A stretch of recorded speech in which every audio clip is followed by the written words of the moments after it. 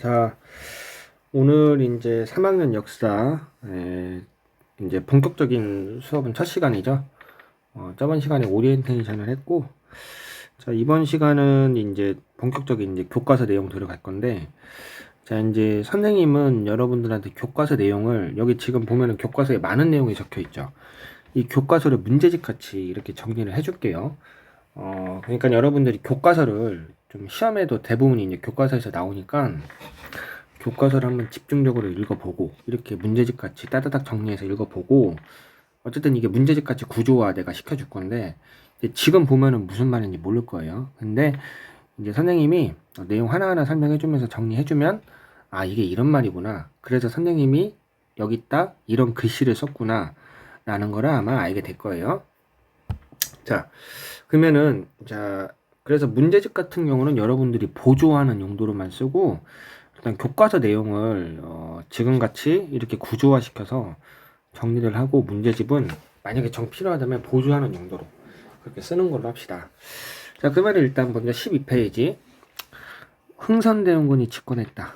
자, 흥선대원군이란 인물이 집권하고, 그리고 이 흥선대원군이란 인물이 집권한 이후에 했던 일 중에 하나가 통치체제를 정비하는 내용이에요. 통치체제를 정비한 내용. 자, 그러면 이 교과서 내용 구조화한 거를 간단하게 이렇게 옆에 필기해서 정리를 한다면, 여기 왼쪽에다 좀 적어줄게요. 자, 흥선대원군이 집권하다. 그래서 통치, 뭐 여러분들은 교과서에 써도 되고, 아니면 그냥 빈종이에다 써도 되고, 아니면 안 써도 되고, 예. 통치체제의 정비인데, 통치체제를 그러면 왜 정리하려고 했냐?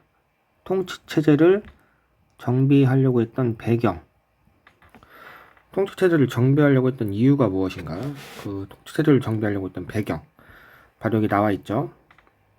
그리고 그 다음에 통치체제를 정비하기 위한, 그러면 통치체제를 왜 정비하려고 했는가? 배경, 그 이유에 대해서 한번 알아보고, 그러면은 통치체제를 정비하기 위한 개혁의 내용, 통치체제를 정비하기 위한 개혁의 내용에 대해서 살펴볼 건데, 개혁의 내용은 크게 두 가지로 나뉘거든요.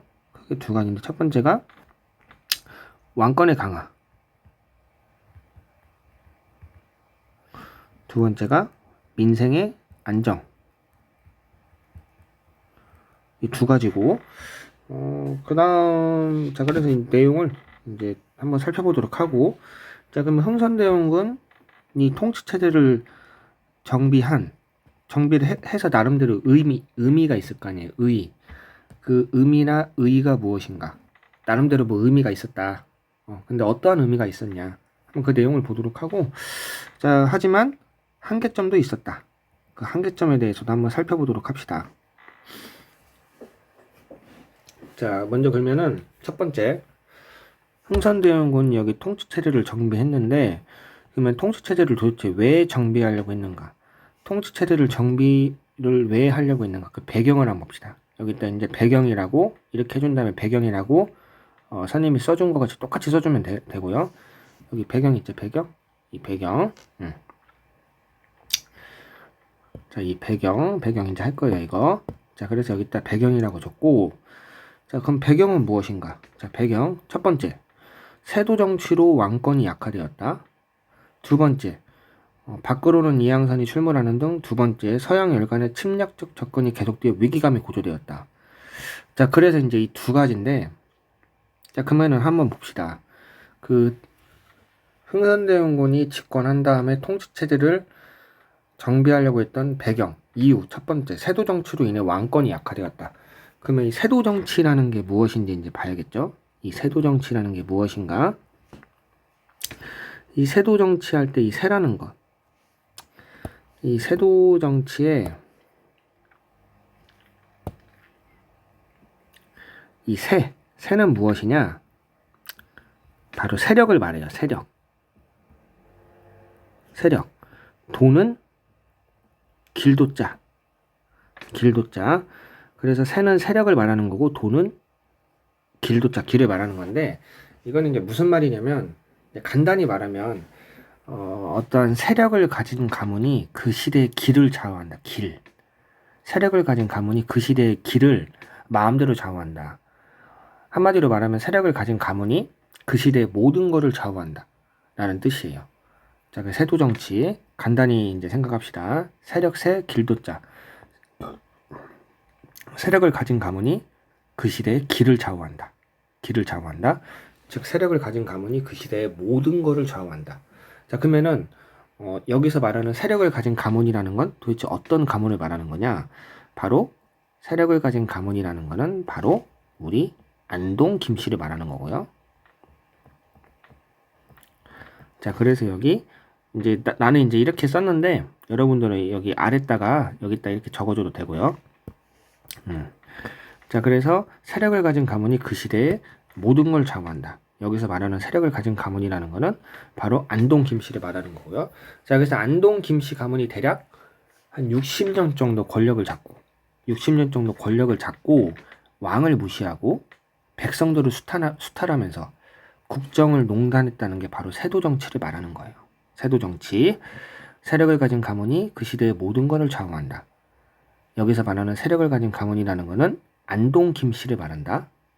그리고 이 안동 김씨가 어쨌든 세력을 가지고 왕을 무시하고 백성들을 수탈하고 60년 가까이.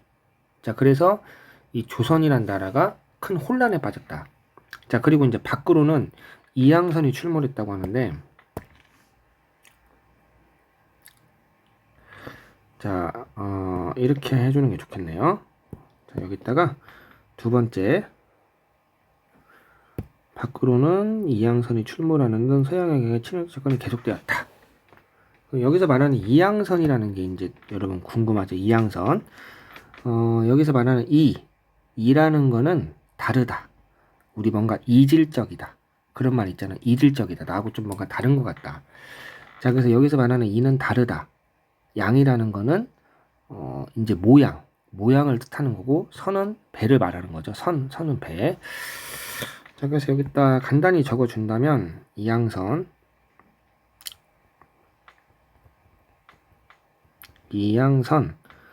이거는 다르다.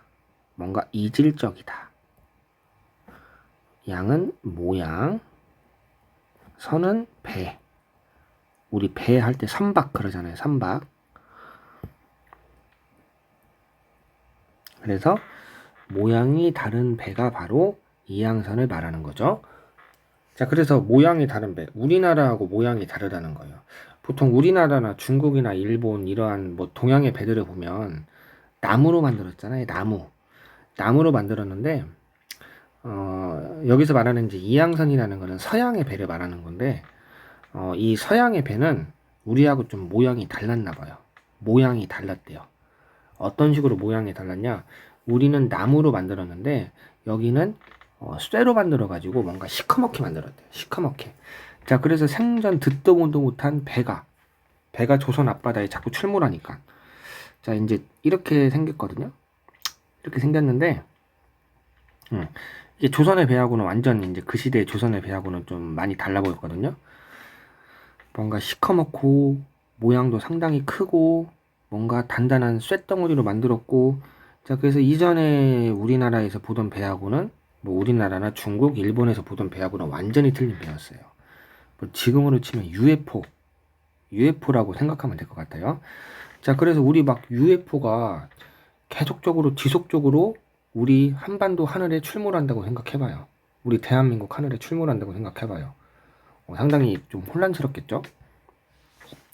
자, 그래서 이런 UFO 같은 모양이 다른 배, 이제 서양의 배, 이러한 이양선이 자꾸 출몰하면서 뭔가 민심이 동요되고 위기감이 고조되었다. 자, 그래서 그러면은 통치체제의 정비, 마지막으로 한번 정리해 봅시다.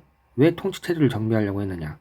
세도정치, 안동 김씨의 세도정치로 백성들은 수탈에 시달리고 왕은 무시당하고, 그리고 밖으로는 UFO 같은 이양선이 출몰하면서 뭔가 민심이 동요되고 기업으로 치면은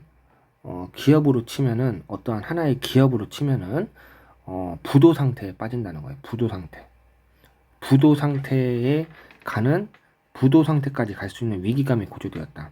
자, 그래서 흥선대원군은 이거를 그대로 놔두면 나라가 부도 상황에 빠질 수도 있겠다. 망할 수도 있겠다. 자, 그래서 이 나라가 망할 이 부도 상황에서 나라를 구해내기 위해서 내가 어떠한 새로운 개혁을 해야겠다. 자, 그래가지고 흥선대원군이 이러한 이유로 개혁을 시작하게 되는 겁니다. 자, 그래서 흥선대원군이 어떠한 통치 체제를 정비하려고 했던 배경, 세도 정치, 그 밖에 그리고 또 하나 UFO 같은 이항선의 출몰. 그래서 위기감이 고조되면서 나라가 어떠한 기업으로 치면은 부도 위기, 망할 위기에 빠졌다. 자, 그래서 이 나라를 부도 위기, 망할 위기에서 구해내기 위해서 흥선대원군이 이제 개혁을 실시하게 되는데, 이제 교과서 5번째 줄부터죠. 자, 그래서 이제 여기 이제 개혁의 내용, 이제 개혁을 하게 되는데, 개혁의 내용은 두 가지로 나뉜다고 했죠. 여기 이제 왕권 강화와 민생 안정, 왕권 강화와 민생 안정인데, 자, 여기 보면은 흥선대원군은 일단은 왕권을 강화하기 위한 개혁을 하는 거죠. 자, 그래서 왕권을 강화하기 위해 첫 번째, 안동 김씨 세력을 몰아냈다. 이 왕권 강화 관련된 내용은 선생님이 빨간색으로 이렇게 했어요. 빨간색 1, 2, 3. 이게 왕권 강화와 관련된 내용이에요. 왕권 강화와 관련된 내용. 자, 그래서 첫 번째 왕권을 강화, 이 안동 김씨 가문에 의해서 왕권이 무시당했다고 했잖아요. 백성들은 수탈당하고. 자, 그래서 먼저 안동 김씨 세력을 몰아냈다. 이 세도 정치로 국정을 농단했던 안동 김씨 세력을 몰아내고, 두 번째 비변사를 폐지했다. 그러면 이 비변사라는 거는 무엇이냐? 여기다 적어볼게요. 비변사.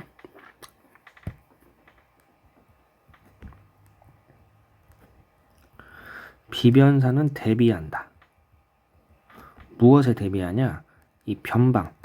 여기서 말하는 변방은 바로 국경지대를 말하는 거죠. 국경. 이 국경의 일을 대비하는 어떠한 기관을 말하는 거예요. 기관. 자, 그래서 변방, 국경지대 일에 대비하는 기관.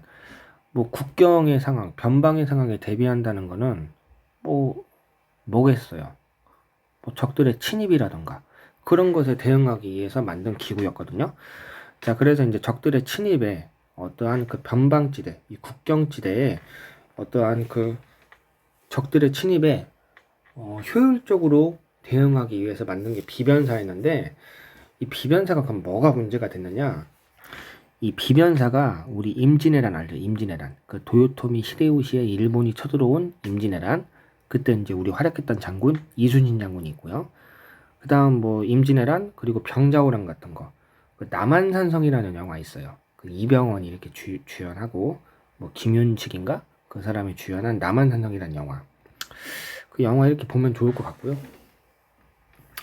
자, 그래서 이제 임진왜란, 병자호란. 우리나라로 치면은 6.25 같은 큰 전쟁을 2번, 3번 겪었다고 볼 수 있는 거예요. 그래도 6.25라는 건 뭔지 알잖아요. 그 북한이 쳐들어온 거. 그래서 그때도 큰 위기였죠, 우리가. 자, 그래서 어찌됐든 간에 임진왜란, 병자호란 등을 거치면서 이 국경지대의 일에 대비하기 위한 이 변방, 국경지대의 어떠한 적들의 침입에 효율적으로 대응하기 위한 비변사가 임진왜란과 병자호란을 거치면서 그 힘이 막강해지게 됐어요. 임진왜란과 병자호란을 거치면서. 자, 그래서 임진왜란과 병자호란이라는 전쟁 상황을 거치면서 어떠한 국경지대의 적들의 침입에 효율적으로 대응하기 위한 비변사가 이 조선 최고의 권력기구가 되었고, 자, 그래서 이 비변사라는 기구를 장악을 하면은 조선의 모든 권력을 장악했다고 볼 수 있는 거예요. 자, 근데 이 안동 김씨 가문이 바로 이 비변사를 장악을 했고, 자, 그래서 이제 안동 김씨 가문이 비변사를 장악한 이후에 이제 조선 최고의 권력 가문이 된 거죠. 자, 그래서 어쨌든 왕을 우습게 보고 백성들을 수탈하면서 국정을 농단했던 안동 김씨를 몰아내고, 그리고 이 안동 김씨 가문의 어떤 꼭두각시 역할을 했던 비변사라는 기관을 폐지하고, 그 다음 세 번째, 이제 그때 임진왜란 때 일본이 쳐들어왔을 때 경복궁이 불탔었는데, 자, 그 이후에 재건을 못했어요. 왜냐하면은 이 경복궁을 짓기 위해서는 어마어마한 돈이 드는데, 이 당시 이제 조선에서는 이게 너무나 많은 돈이 드니까 그냥 굳이 이거를 뭐 지을 필요가 있느냐라고 해가지고 짓지 않고 있었는데, 이 왕실의 권위를 세우기 위해서 어쨌든 흥선대원군은 안동김씨를 몰아내고 비변사를 폐지하고 경복궁을 새로 지었대요.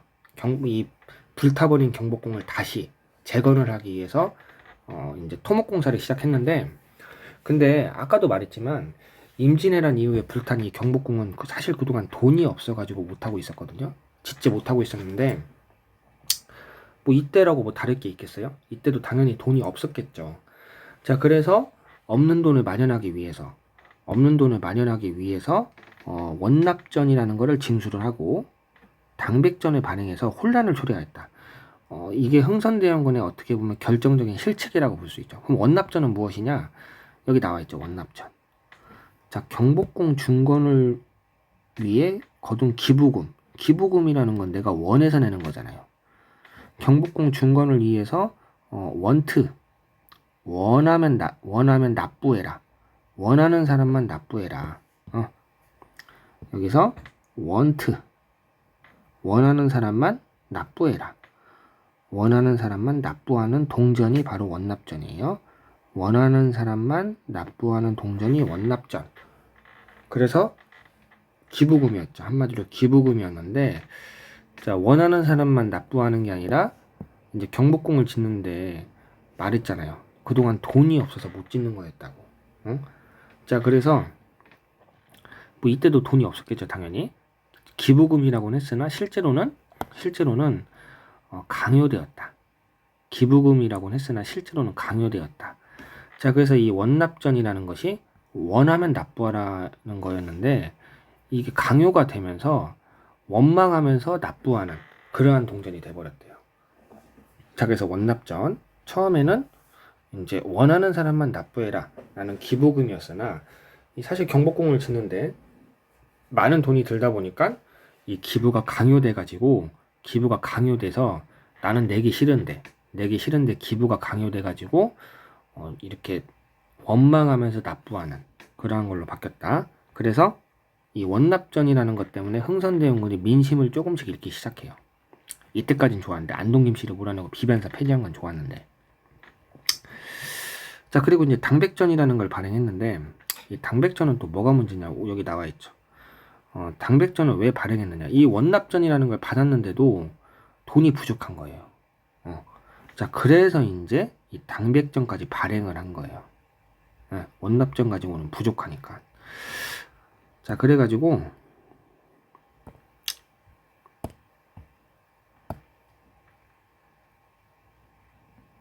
자, 근데 그러면 당백전이라는 건 뭐냐? 돈이 부족하니까 비싼 화폐를 막 찍어내는 거예요. 그러니까 그래서 우리 지금으로 치면은 우리 신사임당 그 가장 비싼 지폐가 5만 원짜리죠. 가장 비싼 지폐가 5만 원짜리인데, 예를 들면은 현재 가장 비싼 지폐가 가장 비싼 지폐가 5만 원짜리인데, 이것을 100배의 가치를 가진 지폐를 갑자기 막 찍어내는 거예요. 갑자기. 그러면 500만 원짜리 지폐가 찍히겠죠. 자, 근데 이런 거를 찍어내면 뭐가 문제냐? 실제 가치는 크게 미치지 못하고 물가가 폭등하는 소위 말하는 인플레이션이라는 결과를 갖고 오게 됩니다. 뭐 인플레이션까지는 여러분들이 적을 필요가 없는데, 뭐 예를 들면은 우리 한번 그거 한번 살펴보죠. 그 아프리카 쪽에 짐바브웨라는 국가가 있어요. 짐바브웨. 여러분들 그 짐바브웨가 닭 한 마리 사는데 얼마인지 아세요? 닭 한 마리 사는데 우리나라 돈으로 10억이에요. 10억. 그리고 버스 하나 타는데 2억. 근데 사람들이 10억, 2억이 큰 돈이 아니에요. 자, 그래서 닭 한 마리 살려면 10억이 있어야 되는데, 그거를 이제 본인의 백팩 같은 데다, 실제 이거 있는 일이에요. 본인의 백팩에다가 지폐를 몽땅 집어넣고, 그리고 닭집에서는 그 백팩에서 이제 지폐를 갖고 오는데, 이제 그것의 무게를 재봐요. 저울의 무게를 재봐요. 이 지폐를 담아온 백팩의 무게를 재가지고, 한 이 정도 무게 나가면 10억 되겠다. 10억의 지폐를 담은 거겠다. 이 정도 무게가 나가면, 이 백팩에 지폐를 담은 백팩의 무게가 이 정도가 되면은, 한 한 10억 정도 지폐가 들어있겠네 라고 판단을 해가지고 그렇게 이제 닭을 파는 거예요. 왜냐하면 그 지폐를 백팩에 가득 담은 그 지폐를 하나하나 세어볼 수는 없잖아요. 그 버스 하나 타려면 또 2억이고. 자, 그래서 이런 식으로 비싼 화폐를 찍어내면은, 마구잡이로 찍어내면은 실제 가치는 아까 뭐 10억, 100억 그러는데도 닭 한 마리 10억 그러는데 10억이면 사실 어마어마한 돈이잖아요. 근데 실제 그 10억의 가치는 이에 미치지 못하고, 그리고 물가는 폭등해서 뭐 닭 한 마리 10억, 이게 바로 인플레이션이에요. 인플레이션. 그래서 비싼 화폐를 갑자기 막 찍어내니까 혼란이 생겨가지고 그 화폐의 가치는 실제 가치에 미치지 못하고, 그 화폐에 갑자기 찍어낸 그 화폐의 가치는 실제 가치에 미치지 못하고, 그리고 물가는 폭등하고. 자, 그래서 이 짐바브웨 아마 아프리카 국가 검색하면 나와요. 독재자가 지금 독재하고 있는 데라고 하는데, 대체로 닭 한 마리가 대략 10억.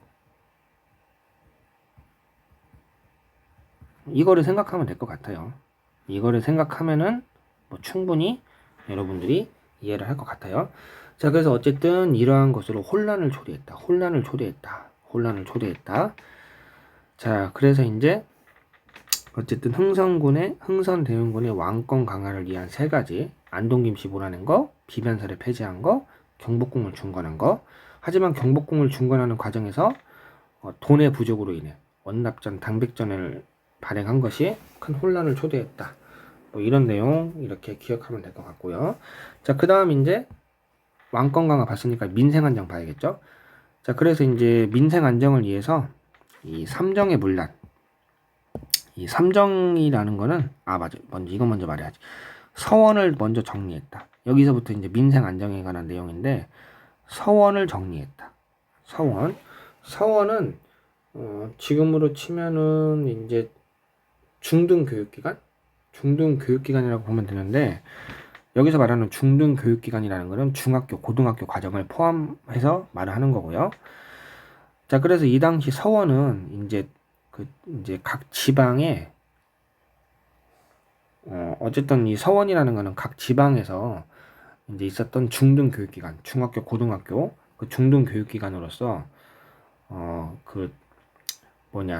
각 지방에서 이제 돈이 많은 이 부유한 자제들, 예를 들면 이건희 아들 같은 사람들, 이 부유한 자식들만 다닐 수 있는 학교가 바로 이 서원이었어요. 서원.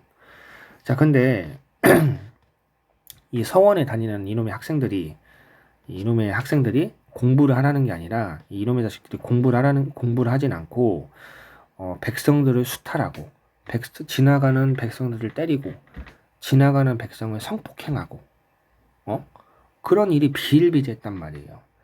자, 그래서 이 부잣집 아들들만 다니는 지방에 있는 이 서원이라는 학교가, 이게 오히려 백성들을 못 살게 구는 그러한 소굴이 돼버렸다. 자, 그래가지고 이 서원을 폐지했습니다. 서원을 한 50몇 개, 한 40몇 개 정도 남기고 다 없애버렸고, 자, 그 다음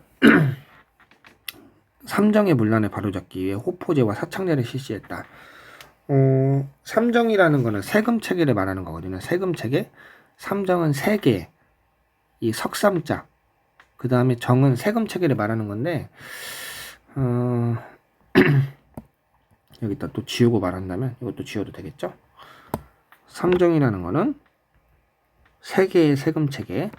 그러면 세계의 세금 체계 전정, 밭전자, 토지에 관련된 세금, 그 다음에 군복무에 관련된 세금, 그 다음 황곡. 이 황곡이라는 거는 원래 우리가 가을에 이제 농사 지은 거를 수확을 하잖아요. 수확하잖아요. 쌀 같은 거 농사 지은 거.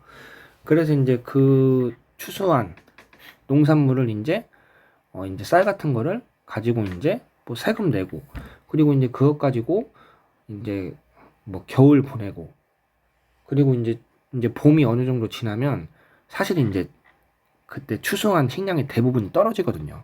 그럼 백성들이 먹을 게 없잖아요. 자, 그래서 백성들이 먹을 게 없으면 또 굶어 죽고, 자, 그래서 가을에 곡식을 추수하고 수확하고, 그 다음에 이제 겨울하고, 이제 보통 봄을 거치면, 보통 이제 봄이 어느 정도 지나면, 이제 그때 가을에 추수한 곡식, 쌀, 대부분이 이제 다 먹고 없어지니까, 이제 그러면은 이제 다음 이제 어쨌든 가을, 이제 그 가을까지 이제 쌀을 이제 수확하기 전까지는 굶어 죽어야 될 거 아니에요. 자, 그래서 이 백성들이 굶어 죽는 거를 방지하기 위해서 이제 정부에서는 백성들한테 쌀을 빌려주고, 이제 보통 봄에 이제 봄이 어느 정도 지나면 쌀이 떨어지니까 이 봄쯤에 백성들한테 쌀을 빌려주고, 그리고 낮은 이자로 가을에 받는 게 바로 환곡인데, 자, 그래서 백성들을 이거는 이렇게 도와주기 위한 사실은 복지 정책이었는데, 이 복지 정책이 나중에는 이제 수탈 정책으로 바뀝니다.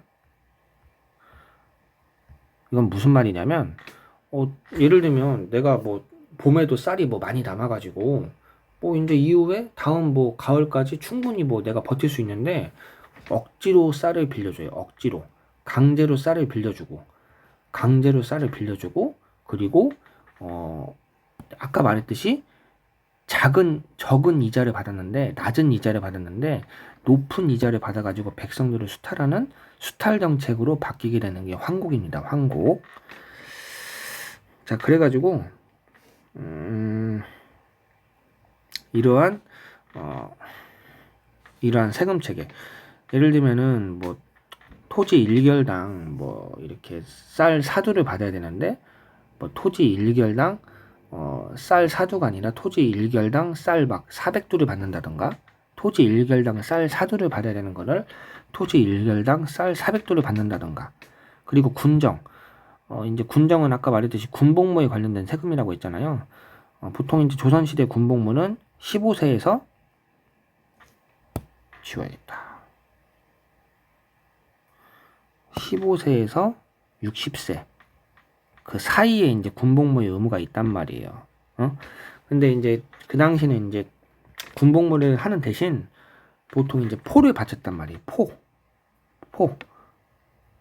군복무를 하는 대신 포를 바쳤는데 이 포라는 거는 비단의 재료예요. 비단의 재료로서 상당히 비싸게 받았던, 이 화폐 대신 썼던 아주 비싼 이렇게 물품이었는데, 이 군복무를 하는 대신 이 포를 받았단 말이에요. 포를 받았는데 그래서 15세부터 60세까지 군복무를 하는 대신 포를 냈는데, 이거를 또 악용을 해가지고 뭐 우리 백골징포라는 거 들어봤죠? 백골징포.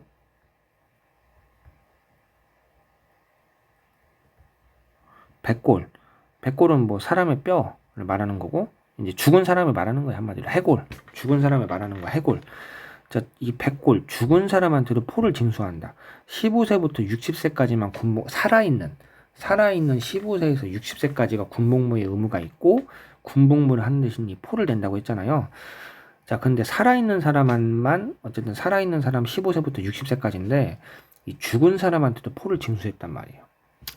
죽은 사람한테도 포를 징수하고, 또 그리고 2살, 3살 먹은 어린아이한테도, 15살부터인데 2살, 3살 먹은 어린아이한테도 포를 징수했단 말이에요. 포를. 자, 그래가지고 이것이 이제 문제가 되니까 이러한 삼정의 문란을 바로잡기에 호포제라는 걸 실시했다. 호포제.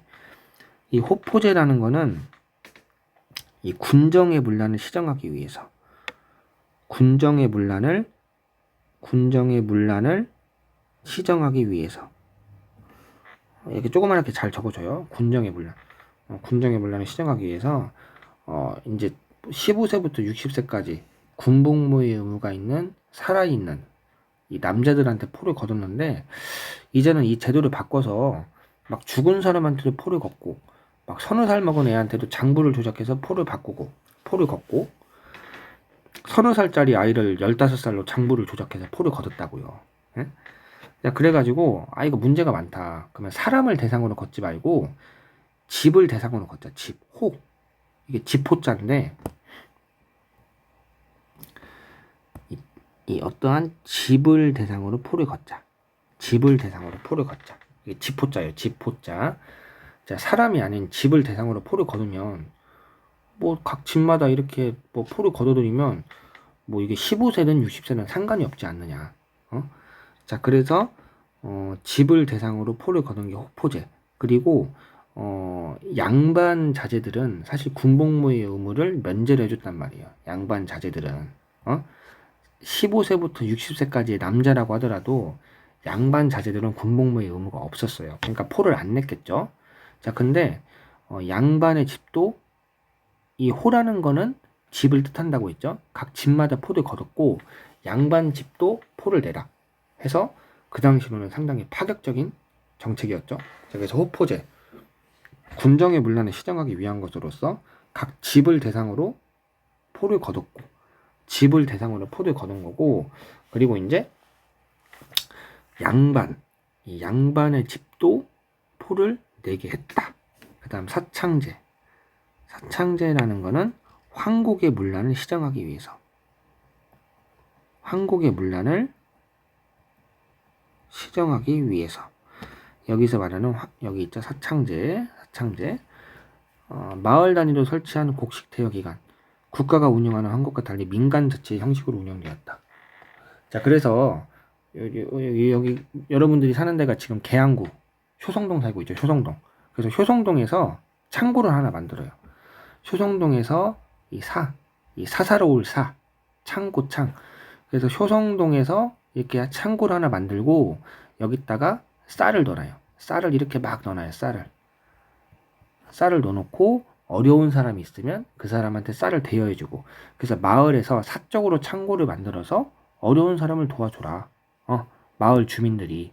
그러면은 뭐 국가에서는 이거를 세금 체계로 이제 집어 넣어가지고 국가에서는 이거를 세금으로 해가지고 막 이제 악용을 했는데, 이것도 다 안동김씨 가문이 한 거예요. 어쨌든 이것도 다 안동김씨 가문이 농단하면서 국정을 농단하면서 한 거고.